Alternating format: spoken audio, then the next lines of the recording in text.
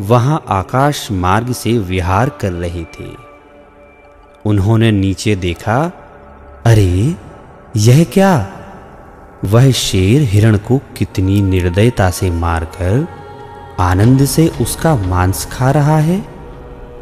इस संसार का यही स्वरूप है कि बलवान सदैव निर्बल का घात करता है। दोनों मुनिराज नीचे उतरकर शेर के पास आए।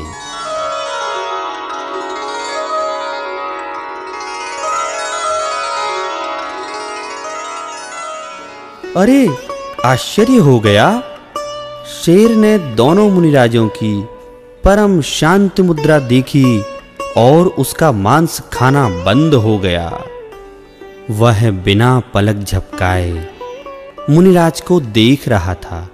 सोचने लगा, अहो, इतना शांत रूप मैंने आज तक नहीं देखा और मेरे परिणाम शांत क्यों हो रहे हैं? मुनिराज ने शेर का सुंदर भविष्य जानकर उसे उपदेश दिया। हे मृगराज, तुम ये क्या कर रहे हो? अनंत बार तुमने जन्म मरण की पीड़ा सहन की है। अनेकों बार तुमने अपने से कमजोर प्राणियों का घात किया है और तुम भी अपने से बलवान प्राणियों का शिकार बने हो।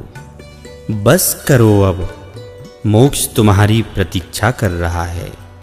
जागो मृगराज, जागो, अब तुम्हारे जन्म मरण का अंत निकट आ गया है। तुम्हें ये कार्य शोभा नहीं देता। तुम निकट भव्य जीव हो और 10 भव के बाद इसी भरत क्षेत्र के अंतिम तीर्थंकर भगवान महावीर बनने वाले हो। तुम्हारे कारण से अनेक भव्य जीव आत्म कल्याण करेंगे और तुम्हारे निमित्त से जिन शासन की अद्भुत प्रभावना होगी।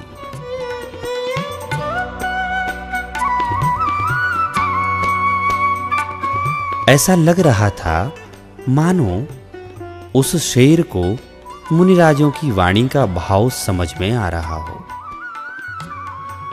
शेर की आंखों से झरझर आंसू बहने लगे, मानो वह अपने पापों का प्रायश्चित कर रहा हो। उसके सारे पाप मानो आंसुओं से बहकर निकल रहे हो।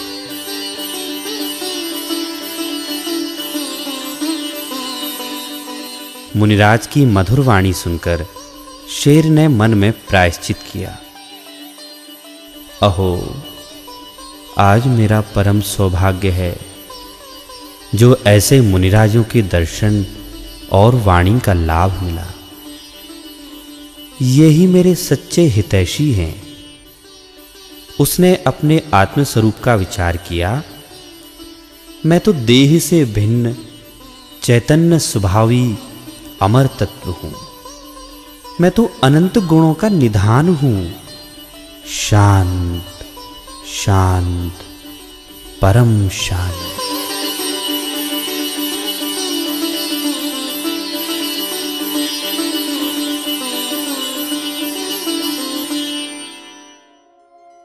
अहो आश्चर्य!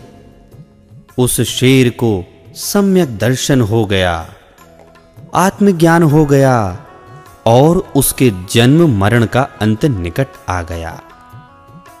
वह शेर सम्यक दृष्टि हो गया। अब उसका मांसाहार बंद हो गया।